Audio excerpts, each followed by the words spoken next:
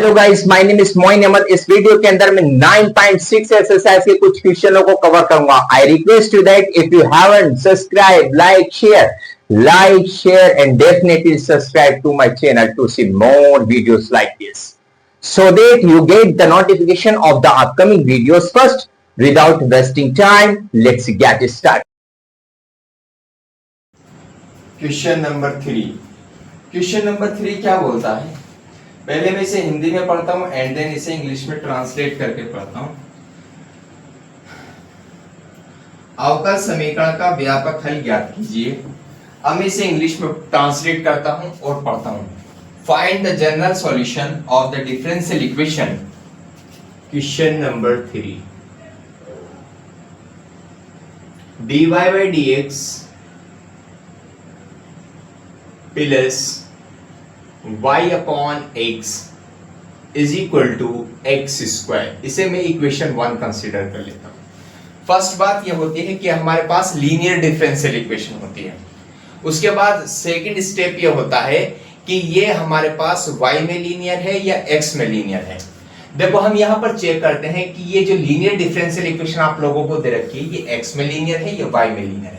इसका क्या कॉन्सेप्ट होता है? इसका ये कॉन्सेप्ट होता है कि जिसके हमारे पास कम फैक्टर होंगे ये लीनियर डिफरेंशियल इक्वेशन उसी में होगी। जैसे y का इसके अंदर एक फैक्टर है और x के इसके अंदर दो फैक्टर है। जैसे एक 1/x है और एक x स्क्वायर, दो फैक्टर होगा तो ये y में लीनियर होगी। अब सेकंड स्टेप इसकी कंपेयर करते हैं।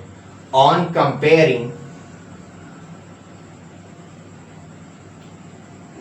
dy by dx प्लस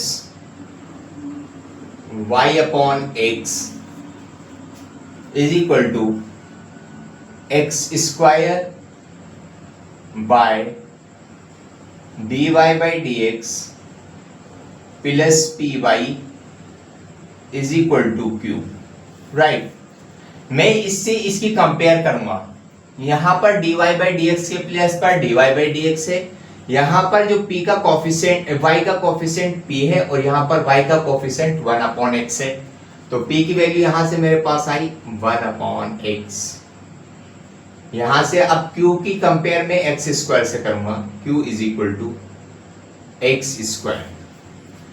इसमें आपके पास जो सेकंड स्टेप होता है इंटीग्रेटिंग फैक्टर का।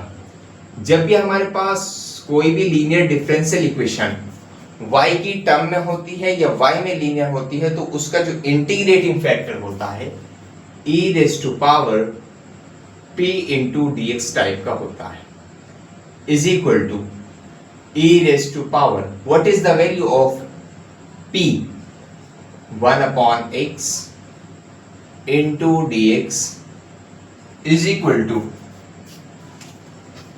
e raise to power log x। what is the integration of this? 1/x का इंटीग्रेशन log x होता है। देखो यहाँ पर log पर जो है अंडरस्टूड बात होती है e बेस होता है।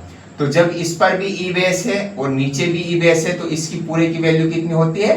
1 होती है जब बेस इक्वल होते हैं। 1 की जब मैं मल्टीप्लाई करूंगा x से तो आपके पास आएगा x। तो इसका जो इंटीग्रेटिंग फैक्टर आपके पास निकला यहां पर x आया। इसके बाद थर्ड स्टेप होता है इसका सॉल्यूशन फाइंड आउट करना। सो द सॉल्यूशन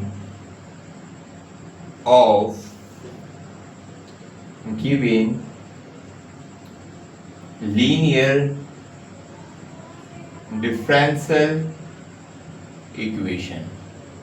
जब ये y में लीनियर होती है कि हमारे पास एक कॉन्सेप्ट होता है कि जिसमें हमारे पास वो differential equation linear differential equation y में लीनियर होगी तो y की मल्टीप्लाई हम इंटीग्रेटिंग फैक्टर से करेंगे। अगर ये x में लीनियर होगी तो x की मल्टीप्लाई इंटीग्रेटिंग फैक्टर से करेंगे। तो ये y में लीनियर है तो y की मल्टीप्लाई, ये y में लीनियर है तो y की मल्टीप्लाई इंटीग्रेटिंग फैक्टर से होगी।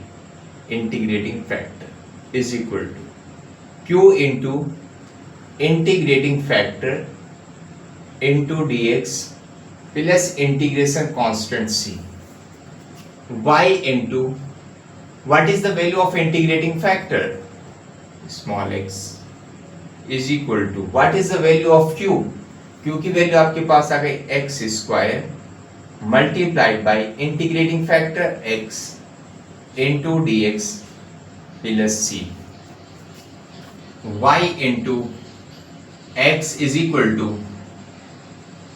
देखो मल्टीप्लाई में हमारे पास क्या होता है, एक रूल होता है कि जब बेस इक्वल होते हैं तो पावर ऐड हो जाती है। देखो यहां पर भी एक्स है, यहां पर भी एक्स है, बेस इक्वल है तो पावर ऐड हो जाएंगी।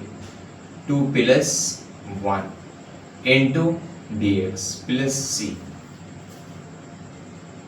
Y into x is equal to integration of x raise to power 3 into d x plus integration constant C Y into x is equal to, देखो इंटीग्रेशन का एक rule होता है कि जिसके रिस्पेक्ट में हम इंटीग्रेशन करते हैं उसके पावर में जो भी कुछ होता है उसमें 1 ऐड किया जाता है। जितनी पावर ऊपर होती है उतनी पावर नीचे होती है। जैसे 3 पावर है तो 3 में मैं 1 ऐड कर दूंगा, और जितनी पावर ऊपर है 3 प्लस 1 इतनी पावर नीचे होगी, plus integration constant C Y into x is equal to X raise to power 4 upon 4 plus integration constant C.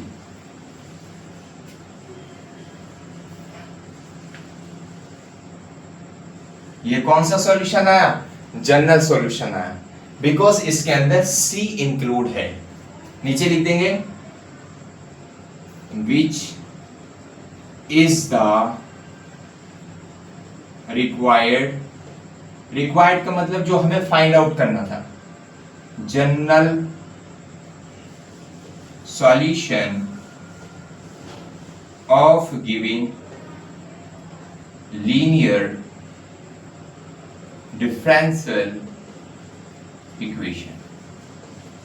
It is the final answer of this question. Is there any problem in this question? You can ask me in the comment box, no problem.